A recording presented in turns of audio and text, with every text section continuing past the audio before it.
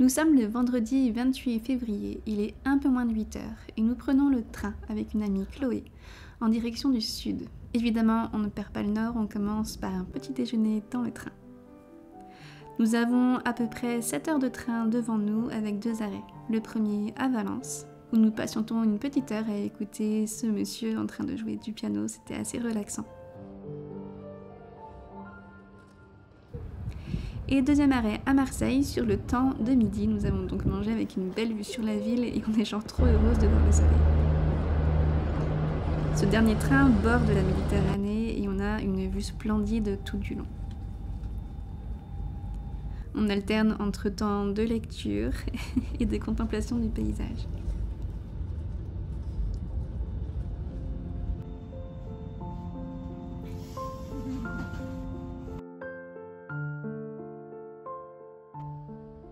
Nous voilà arrivés à Hyères. On rejoint l'appartement à pied et on passe notre temps la tête en l'air à regarder le ciel bleu et le sommet des palmiers.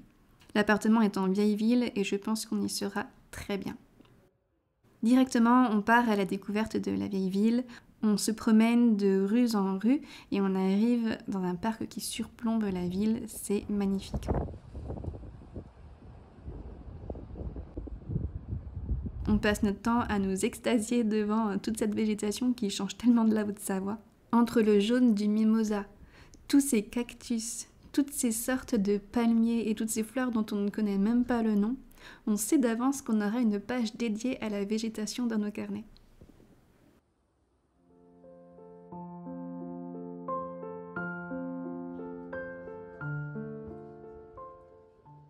Deuxième jour, le samedi, on se réveille et il pleut. C'est pas bien grave. On avait repéré la veille un petit café juste à côté de chez nous qui s'appelle Déjeuner en paix. Donc on prend un bon petit déj et on décide d'ouvrir nos carnets pour illustrer notre journée d'hier. De mon côté, je décide d'illustrer une jolie porte que j'avais prise en photo, dont j'aimais beaucoup les couleurs. Je m'occupe donc de faire le croquis avec les lignes principales, ensuite je repasse ces lignes avec mon stylo marron, puis je passe à la couleur. On est resté posé un moment dans ce café et nous y avons fait de jolies rencontres. Le patron est venu discuter avec nous, attiré par nos carnets. Un couple avec une enfant également. D'ailleurs, celle-ci est venue s'installer à notre table juste pour nous regarder. C'était très mignon. Là, j'ajoute des détails avec mes crayons de couleur Caran d'Ache de la gamme Luminance. J'aime beaucoup leur couleur intense et leur rendu un peu gras qui donne une texture toujours très intéressante pour finir une aquarelle.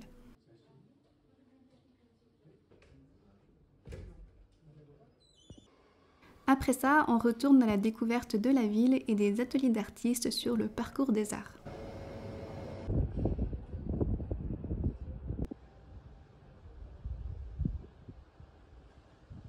Et après une pause déjeuner, une petite sieste tranquillou, on décide d'aller à la plage en fin de journée.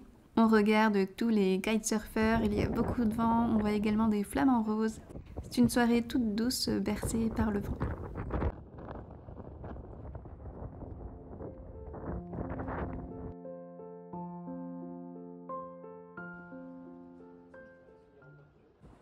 Le lendemain, un bus et un bateau plus tard, nous voilà à 9 h du matin sur l'île de Porquerolles. Il fait un peu frais en ce début de matinée. On prend notre petit déj acheté en boulangerie à la plage d'Argent. On visite la partie ouest de l'île à pied. Enfin, le soleil arrive.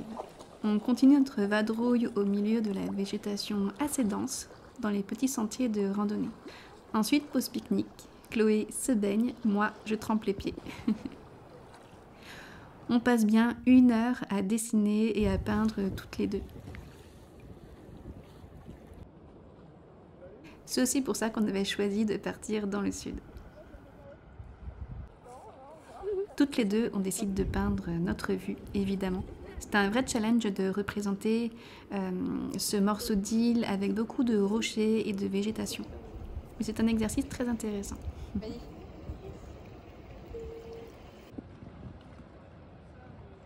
Ouais, non mais... Chloé, arrête-moi.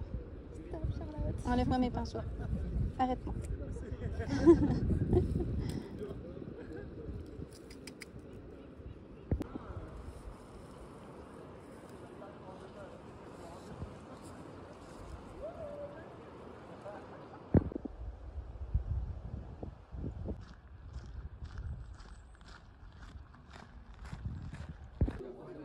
De retour au port, on se fait un petit goûter crêpes.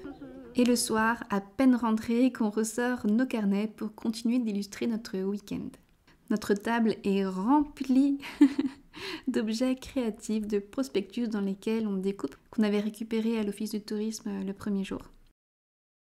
J'aime beaucoup agrémenter mes carnets avec d'autres choses que de l'aquarelle, en découpant des choses dans des magazines, dans des prospectus, en collant mes tickets de bus, de bateau. Très souvent, quand on va se poser dans un café, un resto, eh bien, je demande la carte du restaurant pour pouvoir la coller dans mon carnet.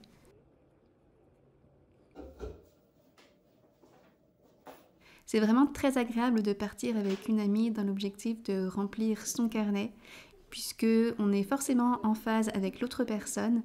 Et je trouve que c'est beaucoup plus facile de prendre le temps de sortir son carnet et de peindre, car à deux, on se motive et on ne voit pas le temps passer à deux. Donc on n'a pas l'impression de déranger ou de ralentir un groupe, par exemple.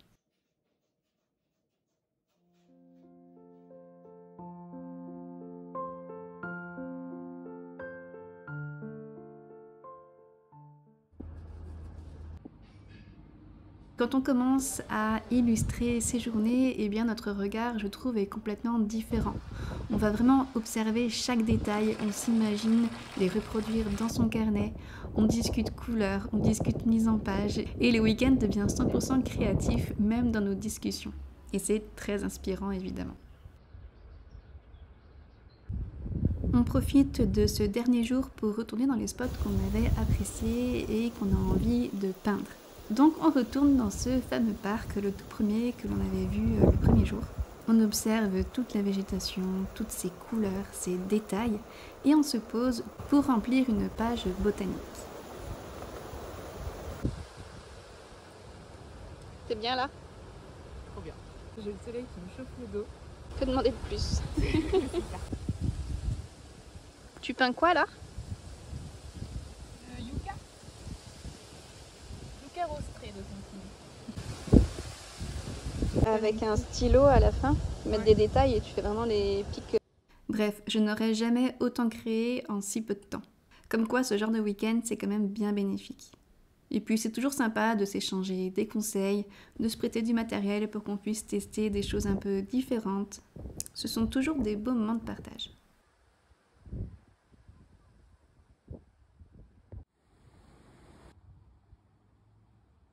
Bon, évidemment, quand on peint à l'extérieur, il arrive souvent qu'on se balade avec notre carnet ouvert le temps qu'il sèche. Mais bon, je vous avoue qu'il a séché tout de même assez vite avec le vent qu'il y avait. D'ailleurs, on avait repéré ce palmier ce premier jour et on a voulu y retourner pour le dessiner et le peindre, mais il y avait tellement de vent qu'il bougeait, donc c'est pas toujours évident à représenter.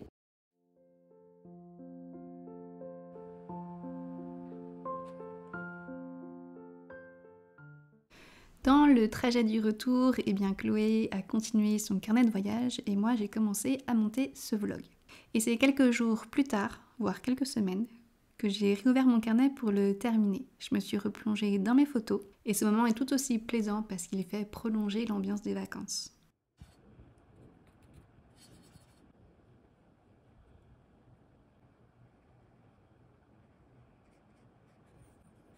Ici donc je continue quelques aquarelles, j'écris tout le texte, je marque les dates et je reprends les images que j'ai pu découper pour les coller.